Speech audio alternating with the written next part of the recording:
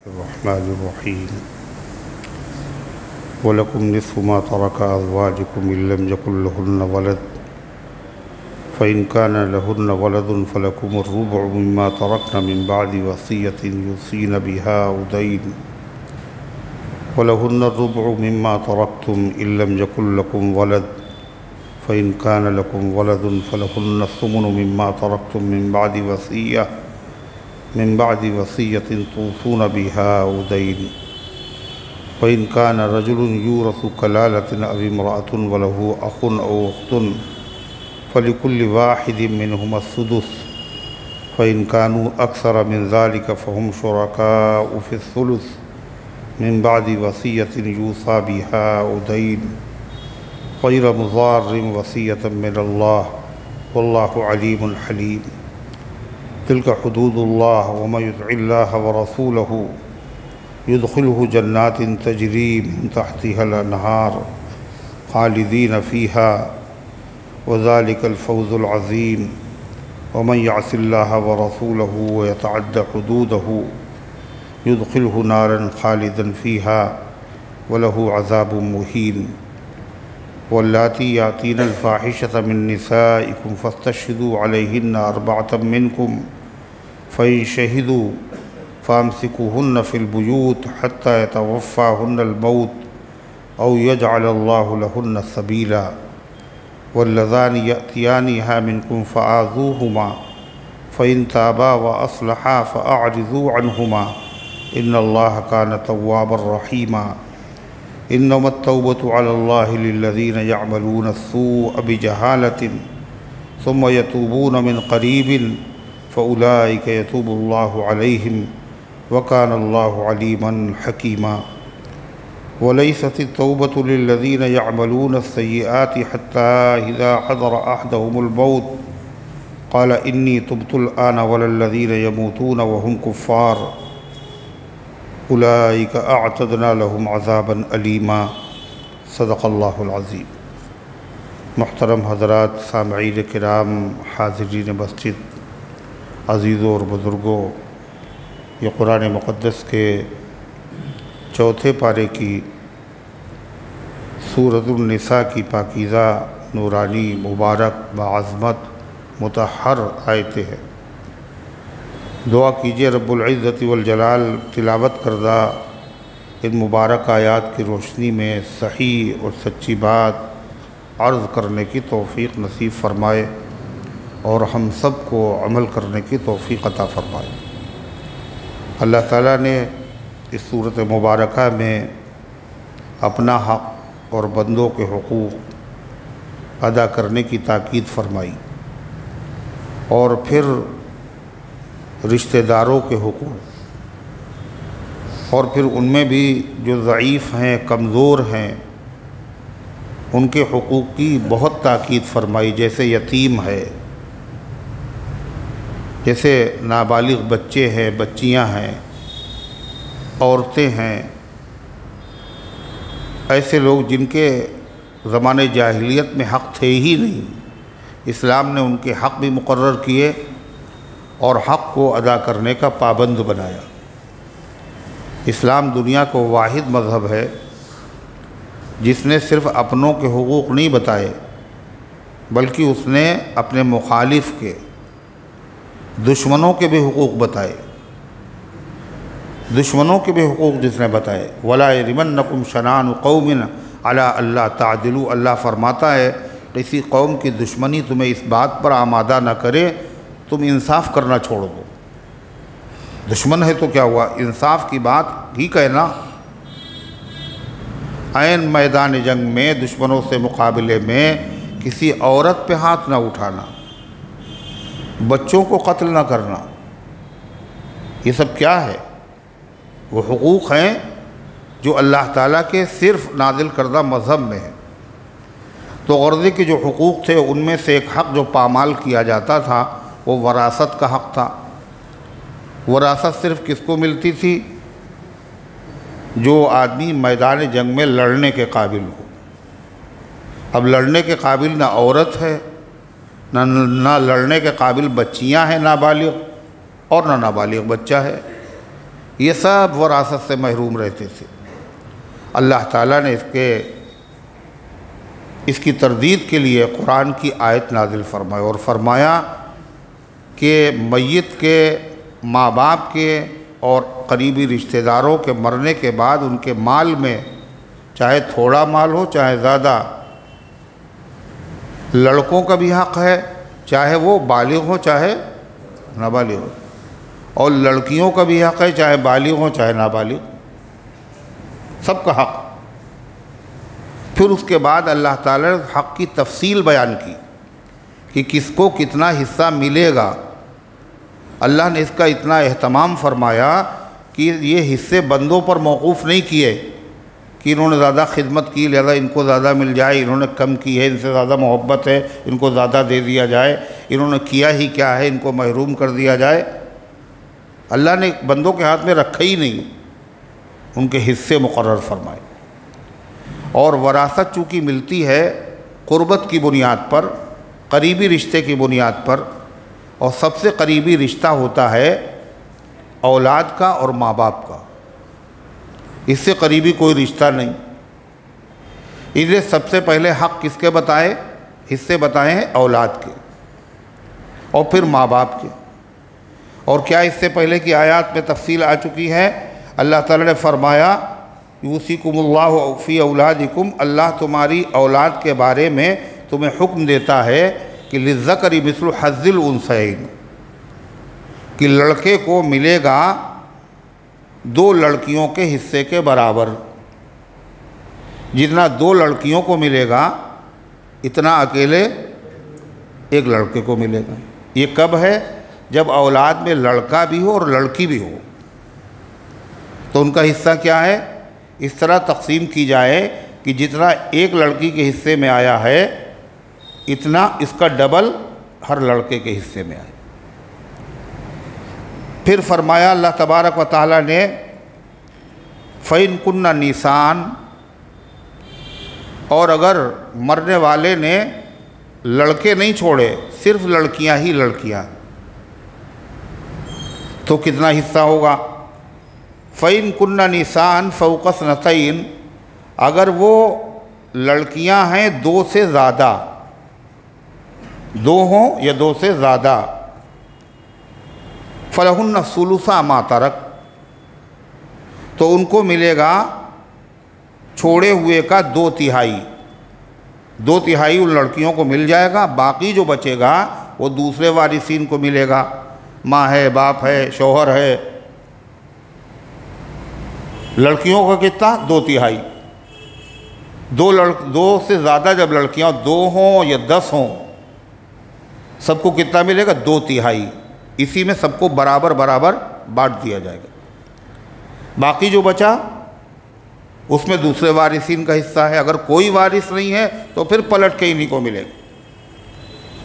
वइन कानत वाहिदतन, और अगर लड़की है और अकेली लड़की वारिस है, एक ही लड़की है, साथ में लड़का कोई नहीं है, तो फरमाया फलाह निस्फ, तो उसको छोड़े हुए माल का आधा मिलेगा और बाकी दूसरे वारिसीन को मिलेगा। और कोई वारिस नहीं है तो बकिया भी इसी को मिलेगा। अगर सिर्फ लड़की है तो आधा, और 2 लड़कियां या 2 से ज़्यादा हैं तो 2/3, और अगर लड़के और लड़कियां दोनों हैं तो लड़के का डबल, लड़की का एक हिस्सा। और अगर सिर्फ लड़का है, लड़की कोई है ही नहीं, तो चूंकि अकेले अगर सिर्फ लड़की होती तो कितना मिलता, आधा, और लड़के का क्या होता है लड़की के मुकाबले में, डबल। तो अगर सिर्फ लड़का है और कोई लड़की नहीं है तो सब का सब किसका है, लड़के का। अल्लाह ताला ने फरमाया ये तो हुई औलाद की तक़सीम। औलाद के बाद जो सबसे करीबी रिश्ता है वो माँ बाप का, जिनसे वो पैदा हुआ, ये जिनसे जो पैदा हुए उनको कहते हैं फ़ुरू, और जिनसे पैदा हुआ उनको कहते हैं उसूल। माँ बाप और औलाद ये सबसे करीबी रिश्ता है।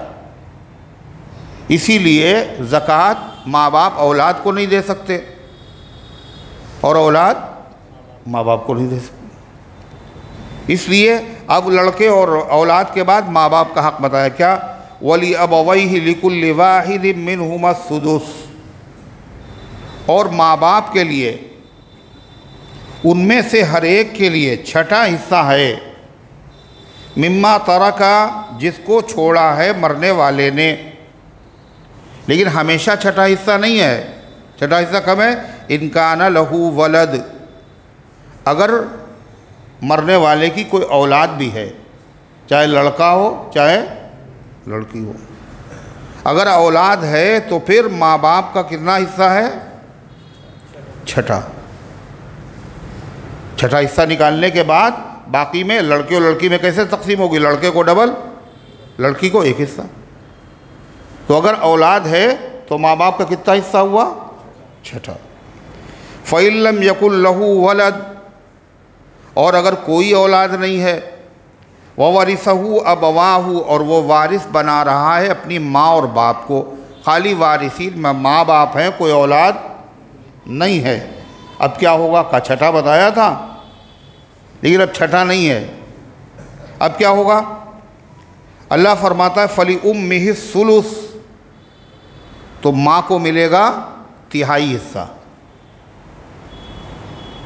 कब मिलेगा, जब कोई औलाद, माँ को कितना मिलेगा, तिहाई हिस्सा।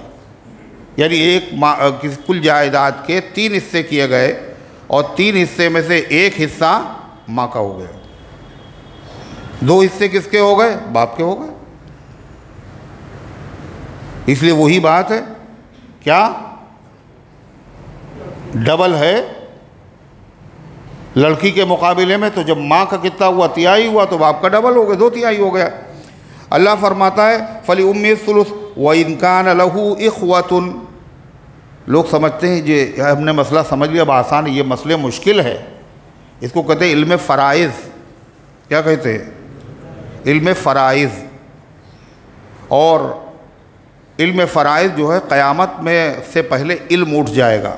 क़यामत की निशानियों में से एक निशानी है इल्म उठ जाएगा, और जाहिल लोगों को लोग अपना पेशवा मुक्तदा बना लेंगे।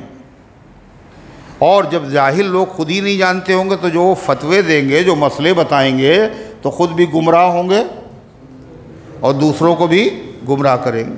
कहने मौलवियों को कोई ज़रूरत नहीं, नेट से हम मसला निकाल के बताते। ये बुखारी शरीफ है, अभी देखिए मसला हल करते, 2 मिनट में हल होता है। अलामत क़यामत में कैसे इल्म उठ जाएगा, अल्लाह के नबी सल्लल्लाहु अलैहि वसल्लम ने फरमाया इल्म इस तरह उठेगा बिरफ़इल उलमा। इल्म कैसे उठेगा, उलमा उठ जाएंगे।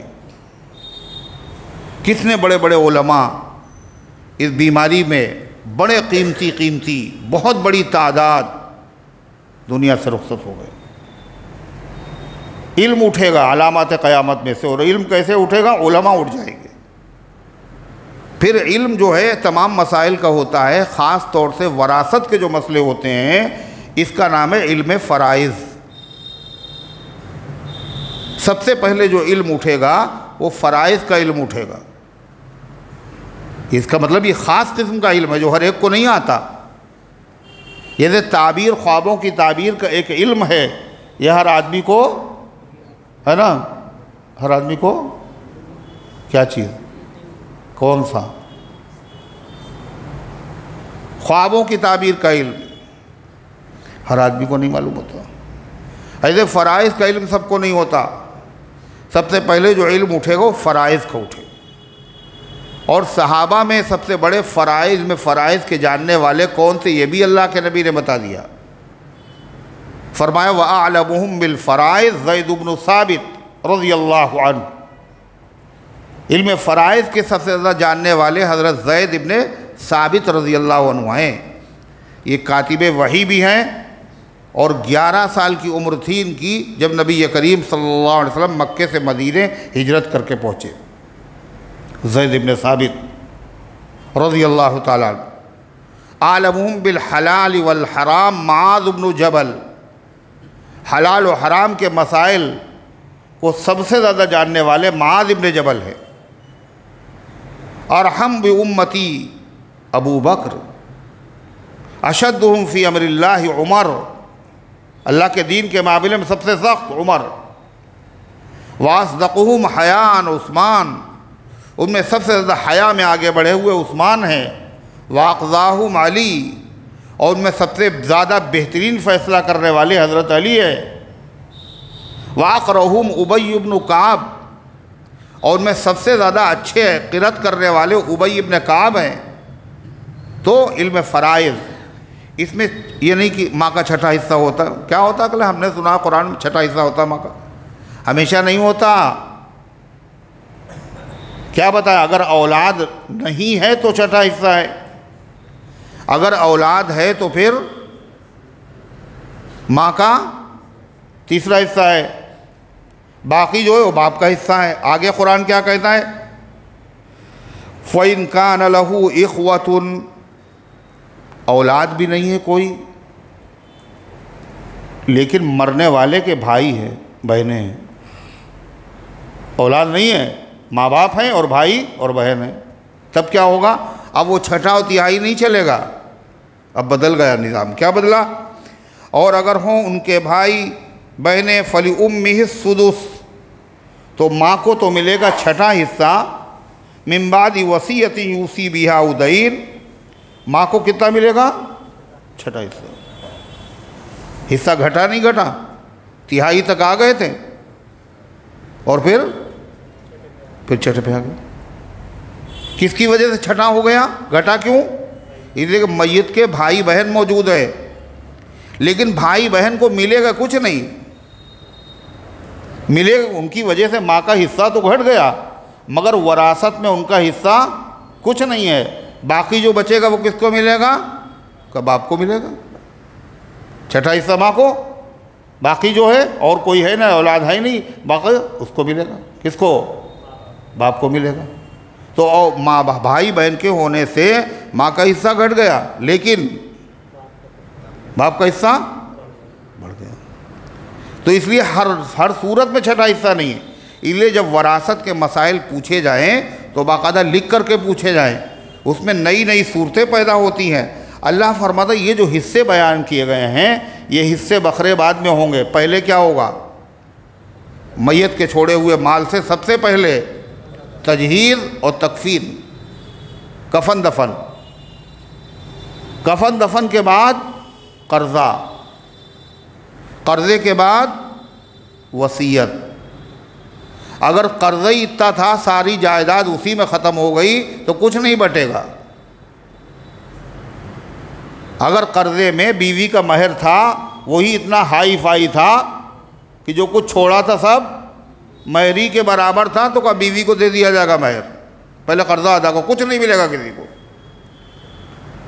और अगर कर्ज़े के बाद वसीयत पूरी की जाएगी, अगर वसीयत में हो गया कुछ नहीं बचा तो फिर वरासत कुछ नहीं। कर्ज़े के बाद और वसीयत के बाद फिर वरासत तकसीम होगा। अल्लाह फरमाता है मिन बादी वसीयतिन यूसी बिहा उदैन, उस वसीयत के बक़द्र माल निकालने के बाद जिसकी उसने वसीयत की हो, या उस कर्ज़े अगर कर्ज़ है तो कर्ज़े की मिक़दार माल निकालने के बाद फिर वरासत तकसीम होगी। अल्लाह ताला फरमाता ये हिस्से हमने क्यों मुकर्रर कर दिए पता है तुम्हें, आदमी किसी को ज़्यादा देता किसी को कम, और ज़्यादा और कम देने का मेयार क्या है, इससे ज़्यादा हमें फ़ायदा होगा, इससे कम होगा, है ना, आदमी फ़ायदे ही देखता है, इनसे ज़्यादा मोहब्बत है, इनसे कम मोहब्बत है। अल्लाह फरमाता है फ़ायदे की बुनियाद पर तुम कम ज़्यादा कर सकते थे, मगर तुम जाहिल भी हो, तुम्हें यह भी नहीं पता किससे फ़ायदा तुम्हें दीन और दुनिया का ज़्यादा पहुँचेगा और किससे कम पहुँचेगा, इसलिए हमने तुम्हारे हाथ ही में नहीं रखा, हमें पता है किससे किसको फ़ायदा कितना पहुँचेगा, इसलिए हमने हिस्से खुद ही मुकर्रर कर। क्या कहा, आबाउकुम व अबनाउकुम ला तदरून, तुम्हारे बाप माँ बाप और तुम्हारी औलाद, ला तदरूना नहीं जानते हो, अय्युहुम अक़रबु लकुम नफ़ात, कौन तुम्हारे ज़्यादा करीब है नफ़ा के एतबार से, माँ बाप ज़्यादा करीब है या औलाद से तुम्हें ज़्यादा नफ़ा पहुँचेगा। तुम्हें नहीं पता आइंदा क्या होने वाला है, क़यामत में क्या होने वाला है, कुछ नहीं पता है तुम्हें। इसलिए वरासत के मसले में अपनी अक़ल को दखल मत दो। फ़रीज़तम मिनल्लाह, ये हिस्से मुक़र्रर हैं अल्लाह की तरफ से। इन्नल्लाह काना अलीमन हकीमा, अल्लाह इल्म वाला भी है, किससे आपको फ़ायदा ज़्यादा पहुँचेगा, किससे कम पहुँचेगा। इस अल्लाह के बयान करदा मुक़र्ररा हिस्से के मुताबिक तुमने तक़सीम की है, ये भी अल्लाह को पता है, और इसके ख़िलाफ़ तक़सीम की है, ये भी अल्लाह को पता है। हकीमा, अल्लाह हिकमत वाला भी है, उसने जो हिस्से जिसके मुक़र्रर किए हैं उसके अंदर खैर है, भलाई है, और उसमें क्या है, उसमें क्या है, और हिकमत भी है उसमें, हकीम है वो। अब उसके बाद माँ बाप के हिस्से हो गए, औलाद के हो गए। अब दूसरा जो रिश्ता है, एक ख़ानदानी होता है रिश्ता, एक विलादत का रिश्ता होता है, तीसरा रिश्ता होता है निकाह का। अब उसमें किसका क्या हिस्सा है, उस रिश्ते के अल्लाह ताला ने हिस्से बयान किए। वलकुम निस्फ़ु मा तरका अज़वाजुकुम, और तुम्हारे लिए आधा है जो छोड़ा है तुम्हारी बीवियों ने। अगर बीवी का इंतकाल हो जाए, जो माल और जायदाद उसने छोड़ी है, उसमें तुम्हारा कितना है, शौहर का कितना है, आधा। लेकिन मुतलक़न नहीं है आधा। आधा कब है, इल्लम यकुल लहुन्ना वलद, अगर उनकी कोई औलाद न हो। वो औलाद चाहे तुमसे हो, चाहे तुमसे पहले किसी और शौहर की औलाद हो, है तो वो उन्हीं की औलाद। अगर औलाद नहीं है तो शौहर को कितना मिलेगा, कितना, आधा। फ़इन काना लहुन्ना वलदुन, और अगर उनकी औलाद हो बीवी की, और बीवी का इंतकाल हो गया, और जो कुछ छोड़ा है उसमें से अब शौहर को कितना मिलेगा, औलाद भी है, चाहे इसी शौहर से हो चाहे दूसरे शौहर से हो। फ़लकुम रुबु, तो तुम्हें चौथाई मिलेगा, और चौथाई भी कब मिलेगा, मिम्बादी मिम्मा तरकना, उसमें से जो उन्होंने छोड़ा है, मिम्बादी वसीयतिन, वसीयत की मिक़दार अलग करने के बाद, जिसकी उन्होंने वसीयत की हो, और दैनिन, या अगर कर्ज़ा हो तो कर्ज़े की मिक़दार अलग करने के बाद। औलाद अगर तो चौथाई, और औलाद नहीं है तो आधा। पहले बीवी का हक़ नहीं बताया जा रहा, पहले शौहर का हक़ बता। क्यों, इसलिए कि बीवी के इंतकाल के बाद शौहर का रिश्ता ख़त्म हो जाता है। अब जब ख़त्म हो गया तो बीवी कहाँ है, मैके में, और माल और असबाब सब उसका कहाँ है, मैके में। तो मैके वालों के दिलों में आएगा, अब इनसे क्या लेना देना, ये तो गैर हैं, ख़ानदान के तो हैं ही नहीं, इनसे शादी हुई थी बीवी की, हमारी बहन की या हमारी बेटी की। तो इसलिए हो सकता है उसको, चूँकि वरासत में जो माल मिलता है बग़ैर मुआवजे के मिलता है, और आदमी चाहे ना चाहे फिर भी मिलता है, तो अब इनका कोई ताल्लुक़ भी नहीं रहा, और बहन भी यही थी और माल भी उसका यही है, लिहाजा इनको क्या पता, लिहाजा इनको थोड़ा बहुत दे दिया जाए या ना भी दिया जाए। इसलिए अल्लाह ताला ने एहतमाम करके पहले किसका बयान किया, शौहर चाहे हो मैके में चाहे ना हो, बीवी के बाद रिश्ता ख़त्म हो गया चाहे ना ख़त्म हो गया हो, अल्लाह ने उसका हिस्सा मुकर्रर कर दिया है। अगर साहिब औलाद थी बीवी तो कितना कितना बैठे कैसे हो, हैं, कितना, चौथाई। और अगर औलाद नहीं थी तो आधा। फिर फरमाया वलहुन्ना रुबु, अब बीवी का कितना हिस्सा अगर शौहर का इंतकाल हो गया। फरमाया और उनके लिए चौथाई है, मिम्मा तरकतुम, उस माल में से जो तुमने छोड़ा है। तुम्हारा इंतकाल हो गया और जो माल तुमने छोड़ा है तो तुम्हारी बीवी का उसमें कितना हक़ है, चौथाई। मगर हमेशा नहीं चौथाई, इसके लिए एक शर्त है। क्या शर्त है, इल्लम यकुल लकुम वलद, अगर तुम्हारी कोई औलाद न हो, चाहे उस बीवी से चाहे दूसरी बीवी से। अगर औलाद नहीं है तो बीवी को कितना मिलेगा, चौथाई। और अगर औलाद हुई तो जो चौथाई था वो भी घट जाएगा। अल्लाह ताला फरमाता है वही फ़इन कान लकुम वलदुन, और अगर हो तुम्हारी औलाद फलहुन्न सुमुनु, तो उनको 8वां मिलेगा। कितना? पहले चौथाई था, अब 8वां।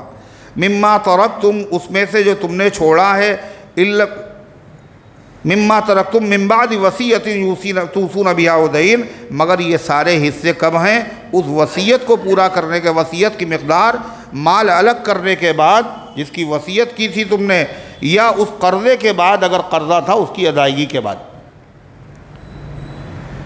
हर जगह ज़िक्र का है वसीयत और कर्ज़ा। और हालांकि सबसे पहला हक़ क्या है? कफन दफन। कफन दफन के बाद दूसरा हक़ बोलो, कर्ज़ा, और फिर वसीयत। मगर कुरान में जहाँ कहीं आ रहा पहले वसीयत बाद में कर्ज़ा। अरे आ नहीं ना, मिन बादी वसीयतिन तूसून बिहा उदैन, उस वसीयत के बाद जो तुमने की हो, या कर्ज़े के बाद। कर्ज़े का जिक्र बाद में, वसीयत का पहले। और हालांकि पहले क्या दिया जाएगा? कर्ज़ा, और बाद में वसीयत नाफिज की जाएगी। ये पहले वसीयत को बयान करने में इशारा काहे की तरफ है? कर्ज़ा अगर है तो कर्ज़दार खड़े हुए हैं, मेरा पैसा बकाया है दो। अरे है या नहीं? लिहाजा पहले वो हक़ तो साबित हो जाएगा, अदालत में केस कर देंगे, कागजात मौजूद हैं, लिखित मौजूद है, इनके ऊपर कर्ज़ा था, इन्होंने नहीं दिया। लेकिन वसीयत जो होती है उसमें क्या होता है? कोई मांगने वाला नहीं, कोई मुतालबा करने वाला नहीं, कोई प्रूफ नहीं, ज़बानी वसीयत की थी। या अगर लिखित में भी है तो जिसके वसीयत के लिए ज़रूरी नहीं कि वो रिश्तेदार भी हो। अभी किसी के हक़ में भी कर सकते हैं वसीयत, महल्ले के फुला इमाम को इतना दे देना। हज़रत अब्दुर्रहमान इब्न औफ़ रज़ी अल्लाह अन्हु ने वसीयत क्या की थी? मेरे छोड़े हुए माल में से जितने बदरी सहाबा हैं, हर सहाबी को 400 दीनार दिए जाए। किसको? रिश्तेदार हो, गैर रिश्तेदार, जो बद्र में सहाबा शरीक हुए हैं, कितने? 400 दीनार दिए जाए। और एक बाग था पूरा, वसीयत कर दी, इस बाग को बेच करके पूरी आमदनी अल्लाह के पैगंबर सल्लल्लाहु अलैहि वसल्लम की अज़वाज मुतहरात उम्महातुल मोमिनीन, नबी की बीवियों पे तकसीम कर दिया है। ये कौन है? हज़रत अब्दुर्रहमान इब्न औफ़। और 4 बीवियाँ थीं, और चारों बीवियों के पास हिस्से में कितना? 80 हज़ार आया। कितना? 80 हज़ार। और इतना बद्र वालों को, और इतना नबी की बीवियों को। अल्लाह के नबी सल्लल्लाहु अलैहि वसल्लम ने फरमाया था, हज़रत आयशा सिद्दीक़ा ने फरमाया, उनके बेटे से, अब्दुर्रहमान इब्न औफ़ के बेटे से, अशरे मुबश्शरा में से है कि अल्लाह तुम्हारे बाप को सलसबील से पानी पिलाए। सलसबील जो जन्नत का चश्मा है, कि उसके बाद उन्होंने नबी की बीवियों के साथ ऐसा मामला किया। अल्लाह के नबी सल्लल्लाहु अलैहि वसल्लम ने एक मरतबा फरमाया, मुझे फ़िक्र है तुम्हारे सिलसिले में। क्यों? नबी जो छोड़ के जाते हैं उनमें बढ़ता तो है नहीं, वरासत तकसीम नहीं होती। और बीवियाँ अज़वाज मुतहरात कितनी हैं? 9। आपकी वफ़ात के वक्त आपने फरमाया कि वो आदमी जो नेक होगा और सदका करने वाला होगा, वो तुम्हारा ख्याल रखेगा। जो नेक होगा, और तो वो कौन था? हज़रत अब्दुर्रहमान। और अब्दुर्रहमान इब्न औफ़, अल्लाह ने कैसा नवाजा था उनको, अल्लाह अकबर, कितने मालदार साहबी थे। जब वो आए मदीने हिजरत करके, तो जिनके वहाँ ठहरे थे, अल्लाह के नबी ने जिनका भाईचारा कराया था, उनका नाम था हज़रत साद इब्न रबी। क्या नाम था? साद इब्न रबी रज़ी अल्लाह अन्हु। बड़े जलील क़द्र साहबी, कितने बड़े दिल वाले लोग थे। हज़रत अब्दुर्रहमान इब्न औफ़ से कहा, तुमको हुजूर ने मेरा भाई बनाया है, आधा मकान तुम्हारा है और आधा मेरा, बाग आधा तुम्हारा है और आधा हमारा, और ये मेरी बीवियां हैं, इनमें से जो तुम्हें पसंद हो मैं उसे तलाक दिए देता हूँ, इद्दत गुजर जाए आप निकाह कर लिए। पूरी दुनिया में कोई ये काम नहीं कर सकता है जो अंसार साहबा ने मुहाजिर साहबा के लिए कर दिया। ये तो उनकी कुर्बानी थी। अब अब्दुर्रहमान इब्न औफ की कुर्बानी देखिए, कहने लगे अल्लाह आपके माल में और बरकत अता फरमाए, जज़ाक अल्लाह, मगर मुझे इसकी ज़रूरत नहीं है, तो मुझे बाज़ार का रास्ता बताओ, कहाँ है बाज़ार। और गए और एक चमड़ा ख़रीद के बेचा, अल्लाह ने उसमें बरकत दी। हुजूर पाक सल्लल्लाहु अलैहि वसल्लम ने 2 दिरहम दिए, बकरी ख़रीद के लाओ। उसमें क्या किया, बकरी भी ख़रीद ली, दिरहम भी बच गया। तो आपने फरमाया अल्लाह तुम्हारे कारोबार में बरकत अता फरमाए। ये नबी की दुआ थी। अब्दुर्रहमान इब्न औफ कितना आगे बढ़ गए, कहते हैं कि अगर मैं मिट्टी उठाता हूँ तो सोना बन जाती है। लोग कहते थे हज़रत अपने कारोबार में हमारा पैसा भी लगा लीजिए, अपने कारोबार में हमारा पैसा भी लगा लीजिए। ये अब्दुर्रहमान इब्न औफ है, अल्लाह ने कैसा नवाजा। और उसके बाद हज़रत आयशा सिद्दीक़ा रज़ी अल्लाह अन्हा बैठी बात कर रही, लोग मसले मसाइल पूछ रहे हो, एकदम से मदीने की ज़मीन हिलने लगी, दमक। क्या हुआ, कहा अब्दुर्रहमान इब्न औफ का तिजारती काफ़िला आया है, ऊँटों से लदा हुआ माल है उसके ऊपर, जो बेचने के लिए उन्होंने मंगाया है। तो आपने फरमाया कि मैंने सुना है अब्दुर्रहमान जो है जन्नत में उछलते हुए दाखिल होंगे। बच्चों की जब छुट्टी होती है ना, एक तो घंटी बजती है, एक स्कूल जाने की, एक स्कूल से घर आने की, दोनों में फ़र्क है। जब छुट्टी की घंटी बजती है, मरहबा छुट्टी की घंटी मरहबा, किस कदर मरगूब है तेरी सदा, हमने अक्सर मुख्तलिफ बाजे सुने, तेरा सुर वो है कि दुनिया सर धुने। कैसी खुशी, उछलते कूदते आ रहे। तो किसी ने जाके अब्दुर्रहमान इब्न औफ से कहा कि उम्मुल मोमिनीन ने ऐसे कहा है। आ गए और कहा वो ज़रा हदीस सुनाइए आप मुझे। उम्मुल मोमिनीन ने सुनाई, कहा मैं गवाह बनाता हूँ ये सारा का सारा माल अहले मदीना के लिए सदका है, पूरा का पूरा। तो वसीयत जो की जाती किसके लिए की जाती, रिश्तेदारों के लिए भी और गैर रिश्तेदारों के लिए भी की जाती है। अब जाहिर बात है रिश्तेदारों को कलक होगा क्या, मियाँ भाई हमारा, बाप हमारा है, बेटा हमारा, और उसने वसीयत कर दी दूसरे के लिए, न कोई रिश्ता न कुछ। अब इतना माल जो है इनको मिल जाएगा, अगर इतना ना मिलता उनको तो हमारा बढ़ जाता। तो इसलिए वसीयत जो है उसके पूरा करने में कोताही के ज़्यादा चांसेस हैं। इसलिए कुरान ने अगरचे वसीयत कर्ज़े के बाद है, लेकिन उसका ज़िक्र कुरान में पहले वसीयत का किया। अल्लाह ताला फरमाता मिन बादि वसीयतिन तूसून बिहा उदैन। अब तरतीब के एतबार से रिश्तेदारों के हुकूक बयान किए गए। सबसे करीब बेटे, फिर उसके बाद माँ बाप, फिर करीबी रिश्ता बीवी और शौहर का। अब उसके बाद जो सबसे कमज़ोर रिश्ता है उसको कुरान बयान कर। सबसे कमज़ोर रिश्ता कौन सा है, ना माँ बाप है ना औलाद है, ना माँ बाप है ना औलाद है। ऐसे शख्स को कहते हैं अरबी में कलाला। कलाला के माने हैं थका हुआ, और थका हुआ आदमी क्या होता है, ताकतवर होता है ना, मजबूत, यानी जू कलाला, थकन वाला। इससे मुराद ज़ौफ़ यानी कमज़ोरी वाला। अब जाहिर बात है जिसकी औलाद भी ना हो, माँ बाप ने तो कमज़ोर तो हुआ ही, और 10 बेटे जिसके हों और माँ बाप भी हों तो क्या समझा जा रहा है, उसका कुंबा कबीला है, मियाँ पूरा घर है, अकेला थोड़ी है वो। तो अल्लाह ताला फरमाता है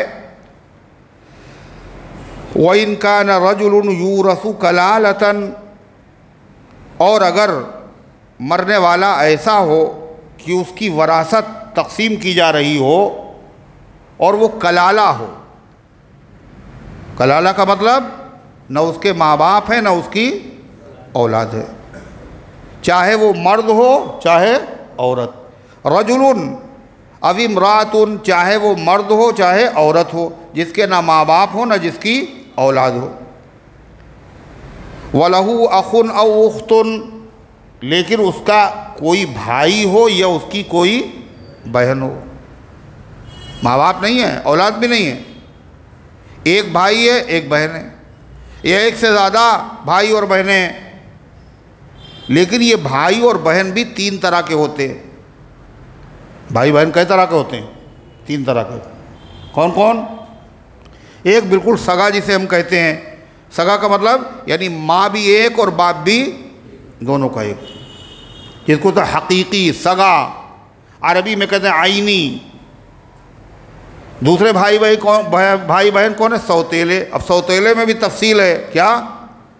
बाप एक है मगर माँ अलग अलग है, उसको कहते हैं अल्लाती भाई। क्या कहते हैं? अल्लाती। अल्लाती का मतलब बाप शरीक भाई। बाप में सारी औलाद शरीक है, माँ में शरीक नहीं, माएँ अलग अलग। हज़रत अब्दुल्ला, हज़रत अबू तालिब, ये दोनों किसके बेटे हैं? एक चचा हैं हुजूर के और एक वालिद हैं। हज़रत अब्दुल्ला वालिद हैं और चचा अबू तालिब। और भी आपके चचा हैं मगर अब्दुल्ला और अबू तालिब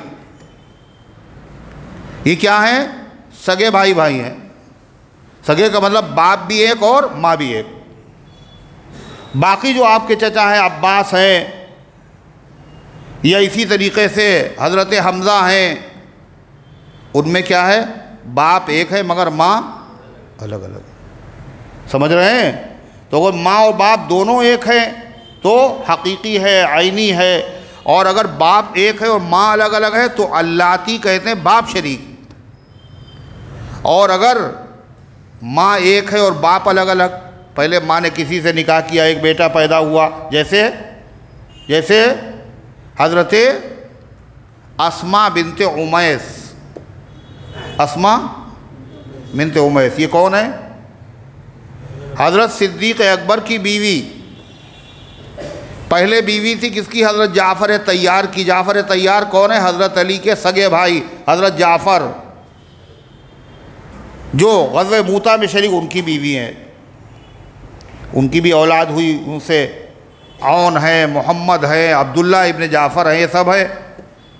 फिर जब वो बेवा हो गई तो बेवा होने के बाद, इद्दत गुजरने के बाद उनसे निकाह किया सिद्दीक़ अकबर ने। तो सिद्दीक़ अकबर से उनका एक बेटा पैदा हुआ, उनका नाम है मोहम्मद इब्न अबी बकर। तो मोहम्मद की जो माँ हैं अस्मा बिनते उमैस, अब्दुल्ला इब्न जाफ़र, औन, मोहम्मद, ये भी जाफ़र के लड़के हैं, इनकी माँ भी अस्मा बिनते उमैस है, मगर बाप दोनों के अलग अलग हैं। लिहाजा ये दोनों भाई हुए, मगर भाई कौन से कहलाएंगे? माँ शरीक, बाप शरीक नहीं है। कैसे हैं? माँ शरीक। अरबी में उसे क्या कहते हैं? अखियाफ़ी भाई। अभी किस्सा ख़त्म नहीं हुआ। सिद्दीक़ अकबर की वफ़ात हो गई, हज़रत अस्मा फिर बेवा हो गई, हज़रत अली की भाभी बेवा हो गई। इद्दत गुज़र गई, हज़रत अली ने ख़ुद निकाह कर लिया। जब निकाह कर लिया तो उनसे एक बेटे पैदा हुए हज़रत अली के, यहया इब्न अली। तो अली के बेटे यहया, अबू बकर के बेटे मोहम्मद, जाफ़र के बेटे मोहम्मद, औन, अब्दुल्ला, ये सब आपस में क्या हैं? भाई। और कौन से भाई हैं ये? माँ शरीक, जिसको क्या कहते हैं अरबी में? अखियाफ़ी। समझ शरीफ में बात आई नहीं आई? बेटे हज़रत अबू बकर के हैं मोहम्मद, मगर पाला उनको हज़रत अली ने है। क्यों? इधर उनकी वालिदा ने हज़रत अली से निकाह कर लिया था और ये छोटे थे। तो गर्ज़े कि यहाँ कुरान की इस आयत में जो बताया जा रहा है, अगर ऐसे आदमी का इंतकाल हो जाए जो कलाला हो, यानी ना उसके माँ बाप हो, ना उसकी औलाद हो, उसके भाई बहन हो, तो यहाँ भाई बहन से मुराद कौन से भाई बहन हैं? आखिर वाले। आखिर वाले जो बताए, आखिर वाले कौन से बताए? माँ शरीक। यहाँ दोनों का जिक्र नहीं है, सगे का और बाप शरीक का, उनका दूसरी जगह है। ये सिर्फ माँ शरीक का मसला बताया जा रहा है। इसलिए कुरान का तर्जुमा देख के मसले लोग हल कर लें, ये बहुत मुश्किल काम है। ऐसे हदीस देख के लोग मसले हल कर लें, ये बड़ा मुश्किल काम है। अब कुरान में तो इतना ही लिखा हुआ, क्या लिखा हुआ है? और अगर कोई मैयत जिसकी मीरात दूसरे को मिलेगी, ख्वाह वो मैयत मर्द हो या औरत, ऐसी हो जिसके ना उसूल हो ना फुरू, ना माँ बाप हो ना औलाद, और उसके एक भाई या एक बहन हो, तो उन दोनों में से हर एक को छठा हिस्सा मिलेगा। एक बहन है और एक भाई, और हैं क्या वो? माँ शरीक। तो बहन को कितना मिलेगा? छठा। और भाई को वैसे क्या मिलता है? भाई को कितना मिलता है? बहन का डबल मिलता है। लेकिन यहाँ क्या है? बहन को मिलेगा छठा और भाई को भी छठा। ये कौन सा भाई है? अख्याफी भाई। फ़इन कानू अक्सर मिन ज़ालिक, और अगर भाई बहन इसी टाइप के, कौन से? माँ शरीक, ज़्यादा हों, दो नहीं हैं, दो से ज़्यादा हैं, 10 हों, तब कितना होगा? अगर हो वो इससे ज़्यादा, फ़हुम शुरकाउ फ़ि सुलुस, तो वो सब के सब शरीक होंगे तिहाई माल में। कितने में? एक एक थे तो छठा छठा था, और एक से ज़्यादा चाहे जितने हों, तो जो कुल तिहाई माल उसका है उसमें से सबको बराबर बराबर दिया जाएगा। ये नहीं लड़के का डबल हो, लड़की का एक हिस्सा हो। ये अखियाफी भाई हैं, इन सबको कितना दिया गया? तिहाई में से सबको बराबर बराबर। फ़हुम शुरकाउ फ़िसुल मिन बादी वसीयतिन, उस वसीयत की मकदार अदा करने के बाद, जिसकी वसीयत की हो, उस कर्ज़े की अदायगी के बाद, जो अगर कर्ज़ा है उसके बाद ये तकसीम होगी। सगा भाई है अगर, और सगी बहनें हैं, और कोई रिश्तेदार नहीं है, औलाद भी नहीं है, माँ बाप भी नहीं है, तब क्या होगा? का जैसे होता है लड़के का डबल, लड़की का एक हिस्सा, वैसे तकसीम होगा। अगर बाप शरीक हैं जब भी वही तकसीम होगा, और सगे हैं जब भी वही तकसीम होगा। भाई अगर कैसे हैं? अख्याफी भाई हैं, माँ शरीक हैं, तब ये सूरत हाल है। अल्लाह ताला ने फिर आगे क्या फरमाया? गैर मुज़ारिन, न हो नुकसान पहुँचाने वाला। वसीयत कब पूरी की जाएगी?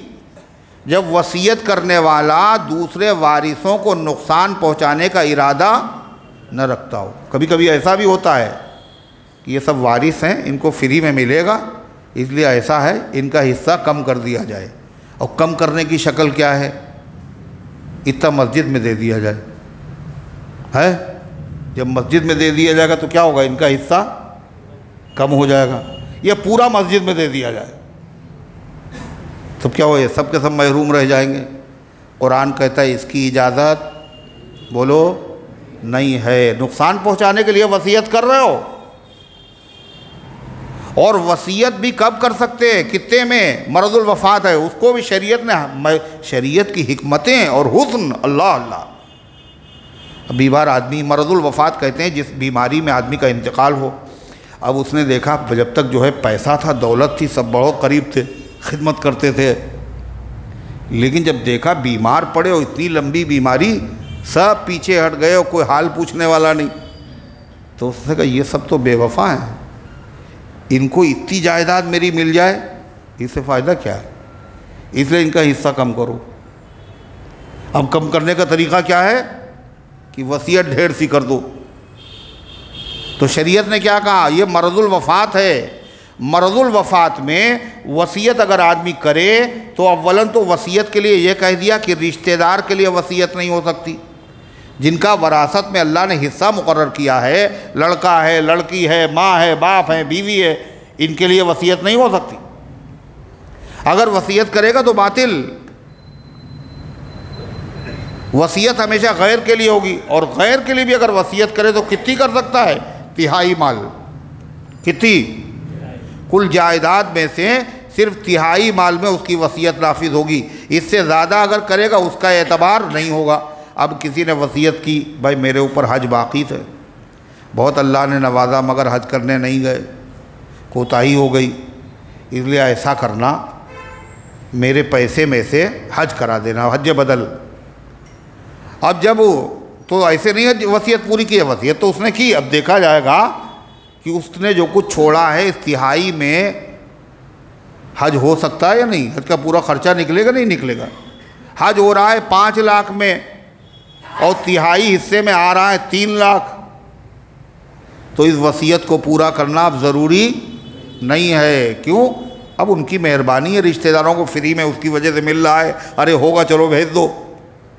लेकिन अगर ना भेजे तो कोई गुनाह भी नहीं होगा। इसलिए वसीयत के एतबार कितने में? तिहाई में। इससे पहले दर्स में बताया था, हज़रत साद इब्न अबी वक्कास रज़ी अल्लाह तआला अन्हु बीमार हुए और अल्लाह के नबी अयादत के लिए गए। एक ही उनकी लड़की थी। अरे अल्लाह के रसूल, मेरी एक लड़की है और मैं चाहता हूँ कि वसीयत कर दूँ, पूरा माल सदका कर दूँ। फरमा नहीं। आधा कर दूँ हुजूर? फरमा कि नहीं। अरे अल्लाह के नबी, तिहाई माल की वसीयत कर दूँ मैं? आपने फरमा हाँ तिहाई, फसुलसु कसीर, और तिहाई भी ज़्यादा है।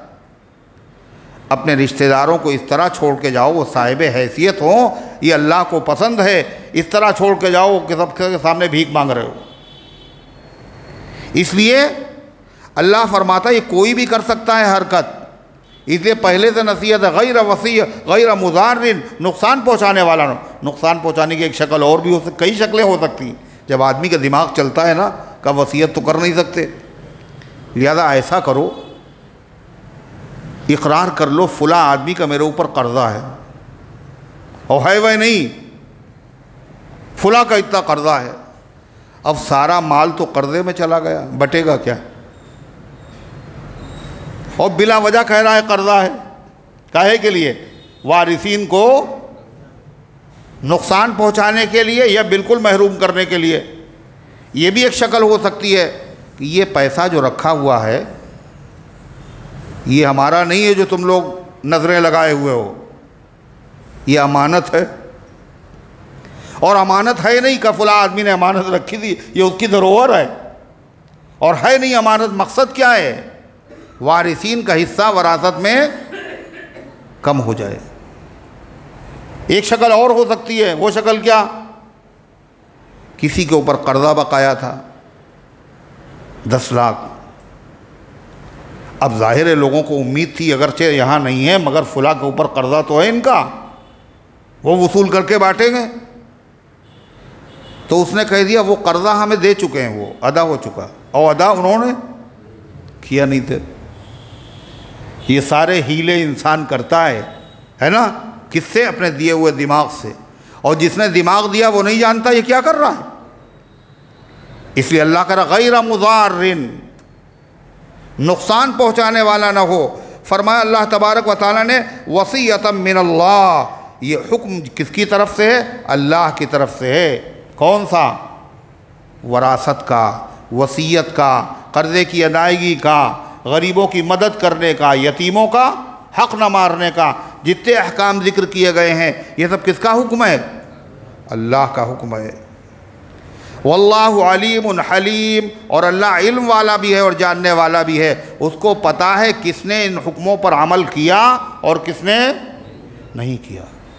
हलीम भी है, वो चाहे तो जिसने अमल न किया हो उसको फ़ौरन ज़मीन में धंसा दे, लेकिन फ़ौरन सज़ा नहीं देता, बल्कि हिल्म मामला करता है, बर्दाश्त, मौका देता है, शायद अब से तौबा कर ले, अब से इस्लाह कर ले। अल्लाह फरमाता है तिलका हुदूदुल्लाह, ये खुदाई ज़ाब्ते हैं, अल्लाह के मुकर्रर करदा कायदे और कानून हैं। और सुनो, ये दो ही तरह के लोग होंगे, या अल्लाह के कानून पर अमल करेंगे, मानेंगे, या मुखालिफत करेंगे। जो मानेंगे उनको इनाम मिलेगा, जो मुखालिफत करेंगे उनको क्या मिलेगा? सज़ा मिलेगी। क्या मिलेगा इनाम और क्या मिलेगी सज़ा? सुनिए, फरमाया वमन युतिल्लाह व रसूलहू, और जो कहना मानेगा अल्लाह का और अल्लाह के रसूल का, युदखिलहु जन्नातिन तजरी मिन तहतिहल अनहार, अल्लाह उसको दाखिल करेगा ऐसे बागात में जिनके नीचे से नहरें दाएँ बाएँ। क्या मंज़र होगा! लोग लद्दाख जा रहे हैं, शिमला जा रहे हैं, नैनीताल जा रहे हैं, काहे के लिए? कुदरत के हसीन मनाजिर देखने के लिए। ये ऐसे मनाजिर हर आदमी को मिलेंगे, हर जन्नती के लिए। ये दुनिया के मनाजिर उसके सामने कोई अहमियत, कोई हैसियत नहीं रखते। अगर कोई आदमी चला भी जाए टहलने के लिए तो कितने दिन रुकेगा? 10 दिन। अब चलो अपने घर ही पे चलो, यहाँ क्या जान देने से फ़ायदा भाई, इतना बहुत। कुरान क्या कहता है? ला यबगून अन्हा हिवला, वो ऐसे मनाजिर होंगे वहाँ से कहीं जाना ही नहीं चाहेंगे दूसरी जगह, और निकाला भी वहाँ से जाने का तो जी नहीं चाह रहा है, मगर क्या बताएं जेब इजाज़त नहीं दे रही है ना, जाना पड़ेगा का ये भी नहीं है। इरशाद फरमा अल्लाह ताला ने, खालिदीन फ़ीहा, हमेशा रहेंगे उसमें, वज़ालिकल फ़ौज़ुल अज़ीम, और ये बहुत बड़ी कामयाबी है। वमन यासिल्लाह व रसूलहू, और जो नाफरमानी करेगा अल्लाह की और उसके रसूल की, कहना नहीं मानेगा या मान तो रहा है मगर अमल नहीं कर रहा है, व यतअद्दा हुदूदहू, और अल्लाह के ज़ाब्तों से, अल्लाह के बनाए हुए कायदों से बाहर निकल जाएगा, युदखिलहु नारन खालिदन फ़ीहा, उसको दाखिल करेगा जहन्नम में, और कितने दिन रहेगा वहाँ? हमेशा। अगर उसने हलाल समझ करके अल्लाह के कानून की खिलाफ वर्जी की है तो वो काफिर हो गया, और जब काफिर हो गया तो काफिर जहन्नम से कभी निकलेगा नहीं। और अगर मुसलमान है, जानता है नमाज फ़र्ज़ है, इनकार नहीं करता मगर नमाज नहीं पढ़ रहा, तो भी जहन्नम में जाएगा जिसने इनकार कर दिया। और जिसने इनकार नहीं किया लेकिन नहीं पढ़ी, ये भी जाएगा जहन्नम में। मगर फ़र्क क्या है? जिसने इनकार किया वो हमेशा रहेगा, और जिसने इनकार नहीं किया, अमल में कोताही की, वो अपनी सज़ा अदा पाने के बाद जन्नत के लायक जब हो गया, धो धुला के जैसे कपड़े होते हैं गंदे कहाँ रखे जाते हैं? अलमारी में ना है, गंदे कपड़े कहाँ रखे जाते हैं? वॉशिंग मशीन में वही डाले जाते हैं ना, साफ़ कपड़े गंदे, तो जहन्नम में वही जाएंगे जो गंदे हो गए। काहे के लिए डाले गए हैं? ये कपड़े अब कभी नहीं पहनेंगे जो वॉशिंग मशीन में डाल दिए गए, कभी नहीं पहनेंगे, इसलिए डाले जाते हैं। नहीं, गंदगी साफ़ हो जाए फिर पहनेंगे इनको। ऐसे जो गंदगी साफ़ करने के लिए जहन्नम में डाले गए, ये कभी नहीं जन्नत में जाएंगे। नहीं, गंदगी साफ़ होने के बाद ये भी जन्नत पे जाएंगे। अल्लाह ताला फरमाता वलहू अज़ाबुम मुहीन, और उसके लिए इहानत आमेज़ अज़ाब होगा, यानी ज़िल्लत वाला अज़ाब होगा। और ज़िल्लत वाला जो अज़ाब होगा वो ईमान वाले के लिए नहीं होगा। किसके लिए होगा?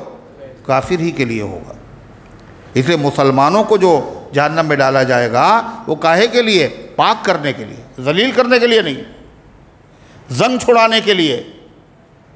अल्लाह ताला फरमाता है ये मसाइल हो गए ज़माने जाहिलियत में, जो बुरी बातें थीं, जो रस्में थीं, उनकी इस्लाह कुरान ने की। जो हुकूक पामाल किए जाते थे, हुकूक कुरान ने बयान किए। आगे एक और चीज़ का तज़किरा है, उस बेहयाई को जो ज़माने जाहिलियत में होती थी और आज भी होती है, उसका जिक्र है। सुनिए, वल्लाती यातीनल फाहिशत मिन निसाइकुम, और वो औरतें जो करें बेहयाई का काम तुम्हारी बीवियों में से। बीवी है, बेहयाई का काम कर लिया, शैतान पीछे पड़ गया, जिना कर लिया। अब ऐसी बीवी को रखते हैं तो मुसीबत, और नहीं रखते हैं तो क्या करें? ये बिल्कुल शुरू में आयत नाजिल हुई, उसके बाद ये हुक्म ख़त्म हो गया। जो इस आयत में हुक्म है वो ख़त्म हो गया, लेकिन जो हुक्म आया था वो क्या, वो सुनिए। अल्लाह फरमाता और जो तुम में से बेहयाई का काम करें तुम्हारी बीवियों में से, फस्तशहिदू अलैहिन्ना अर्बाअतम मिनकुम, तो उन पर गवाह बना लो 4 आदमी अपने लोगों में से। 4 आदमी गवाही दें कि हाँ मैंने बेहयाई का काम करते हुए देखा है। और ये चारों आदमी कहाँ गवाही दें? हाकिम के सामने चारों गवाही दें। अगर 4 न हुए, 3 हुए, तो हाकिम क्या करेगा? तीनों के 80-80 कोड़े लगाए जाएंगे। 4 होना चाहिए और चारों मर्द होना चाहिए। हर चीज़ की गवाही नहीं, हर चीज़ की गवाही में क्या है? 1 आदमी हो और 2 आदमी हो, या फिर करें क्या मतलब? ये लीजिए, अरे गवाह के लिए कितने होना चाहिए? और गवाही कितने लोगों की मोतबर है? अरे हमें नहीं मालूम, हमें इस रास्ते पे जाना भी नहीं, इसलिए हम क्या करें मालूम करके, है ना?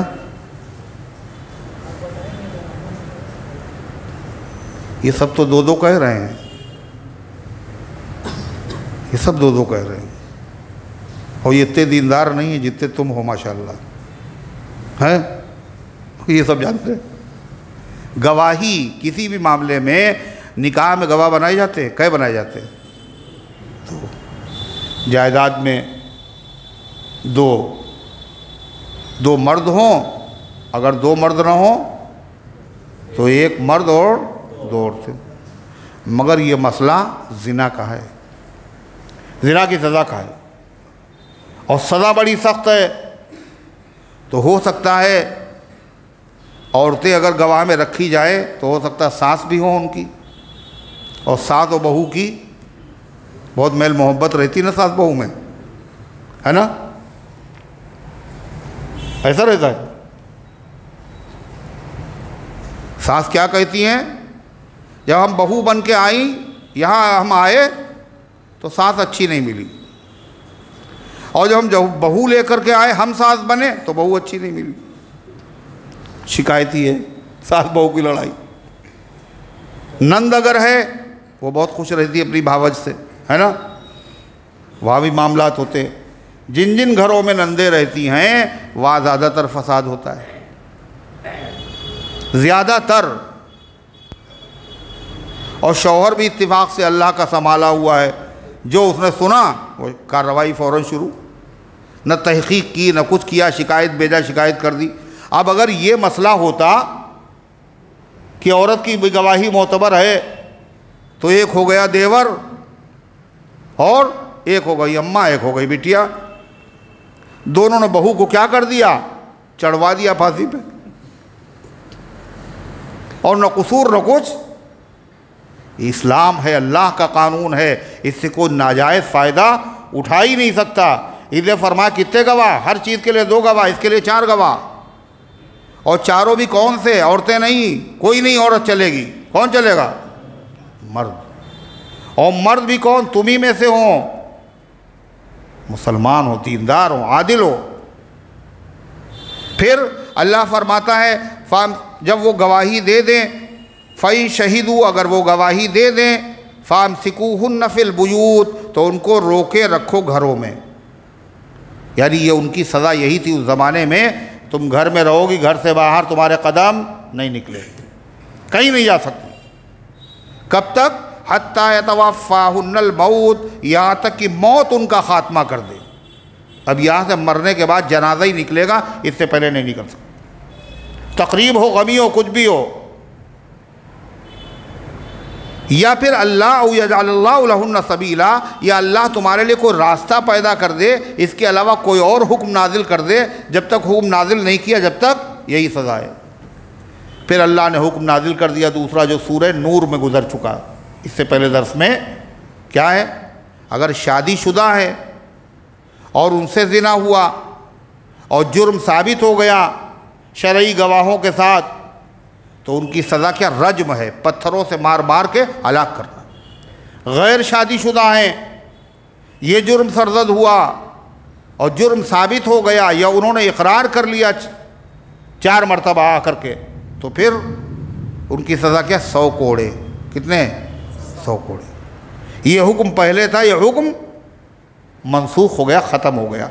ये अल्लाह, जब ये सहाबा कहते हैं कि हुज़ूर सल्लल्लाहु अलैहि वसल्लम के पास बैठे हुए थे, इतनी देर में आपकी कैफियत बदली, यानी जब वही नाजिल होती थी तो आपके चेहरे का रंग बदल जाता था। तो दिल में ख़याल आया कि कोई नया हुक्म अल्लाह का आया है, ताज़ा ताज़ा सुन के जाएं।